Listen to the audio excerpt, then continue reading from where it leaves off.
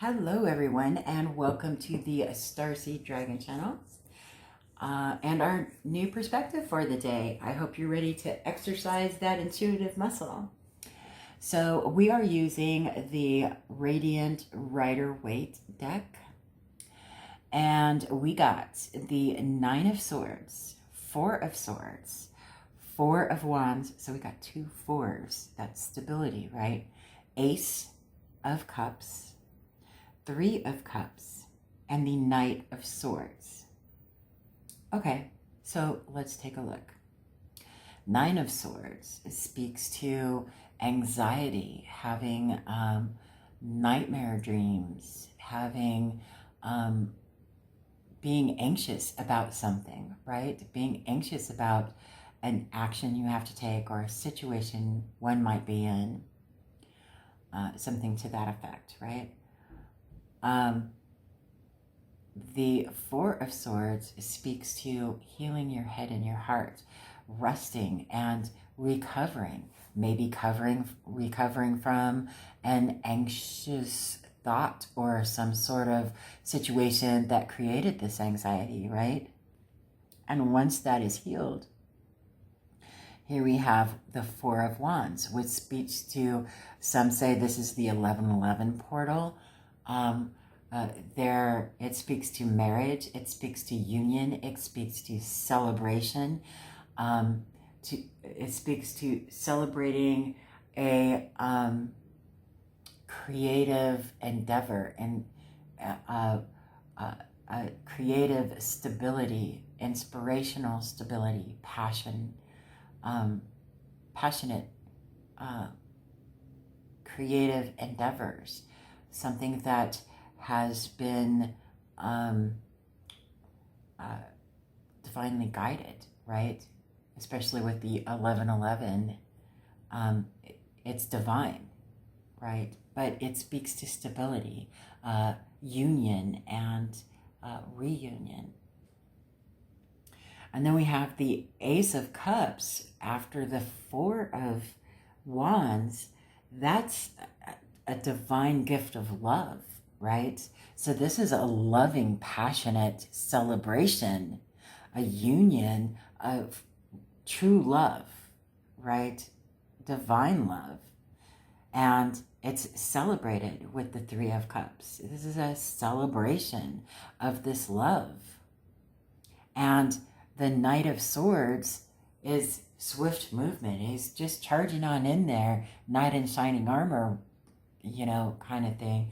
Just charging on in there. This is truth. This is knowledge. This is empowerment, mental empowerment. Emotional has nothing to do with the Suit of Swords. It's all about everything in the head. It's clarity and truth and intelligence and knowledge, strategy, logic, right? So what is it that you are seeing intuitively? What is it that is singing to you with these cards today? I'm just now noticing this little scene on the bed. It looks like someone is chasing after. Let's see what we got here. Looks like someone is chained to the wall or something, and someone is attacking them. Well, that's gonna be a bad dream, right? Interesting. I had not noticed that before. What about you? Let me know. So here we go with the Making Magic cards. We got, looks like two of them. So what do we got? Air. There's a lot of air. Well, half of these are air. Work with the element of air to cut through to the core of a situation and see the truth. Wow. Okay, here we go. Breaking bad habits, self-acceptance, excellent mental health, and letting go of vices. That's healing. breaking bad habits, healing from that anxiety, right? Interesting. And then I just reviewed this deck. This is the Illustrated Herbiary. What needs mending? Interesting. Comfrey, page 100. Let me read from that book. Page 100. And Comfrey. What needs mending? Comfrey. Comfrey loves to mend. Skin, bones, soil. There's so much to do. She dives deep, magicking molecules, rebuilding broken chains, restacking cells into tissue and tissue into muscle. This is joyous work for Comfrey. So she tends to work quickly, sometimes too quickly. Her boldness can border on recklessness, much like the Knight of Swords. And in her mad scientist exuberance, she can get ahead of herself and forget first steps. Comfrey is a reminder to work systematically, starting with the deepest layers and working your way out. Even creative endeavors need to be built on a solid foundation. If Comfrey appears, ask what needs mending and then pause to assess and plan before diving in. That refers, to me anyway, to the Four of Swords and the Four of Wands. That's it. Fours are stability, remember. And then it says the ritual, breaking apart. The flip side of mending is breaking. We're trained to appear strong and often feel guilt or shame when we break. Nine of Swords. Ooh, almost knocked over my coffee. Move that over. But unmaking is as much a part of the cycle as making. And breaking can be incredibly liberating.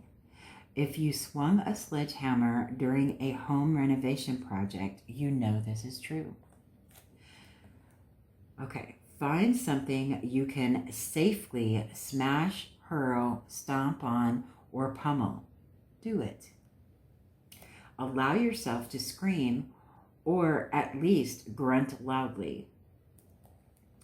Nothing like that in your house.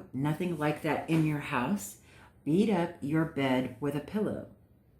What you're going for is the moment when your mind stops chattering and you simply release. See, when you're at the point where you feel like you could just cry, go somewhere where you feel safe so that you can just cry. You have to let those emotions out, because if emotions build up and build up and build up, you're going to break. Don't break yourself. Okay, and then we have the reflection. Disillusion. It's easier to break something than it is to repair it. And yet there's a rare release in breaking, in disillusion, that we seldom let ourselves feel. Think of the caterpillar that turns into DNA soup during its time in the cocoon so it can emerge as a butterfly. What if you knew without a doubt that you could break and be remade? What if you could find joy in the breaking? What possibilities might this open up in you? When real metamorphosis has begun, we run into a welter of dissolving experiences. We may feel that everything is falling apart, that we're losing everyone and everything. Dissolving feels like death, because it is. It's the demise of the person you've been. Martha Beck. Isn't that something? This goes wonderfully, especially with the Nine of Swords, but it goes wonderfully with this whole process, no matter which way you want to circle around with it, right? this devolving and healing and mending and growing stability and loving a new life with reckless abandon. Love your life with reckless abandon, right? Isn't that a beautiful message?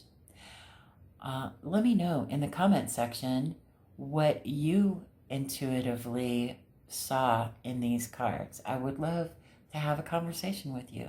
I would love to see others start conversations with each other in the comment section below.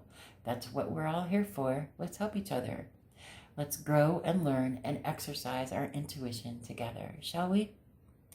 I hope that you have a wonderful day, and I will see you on the next video.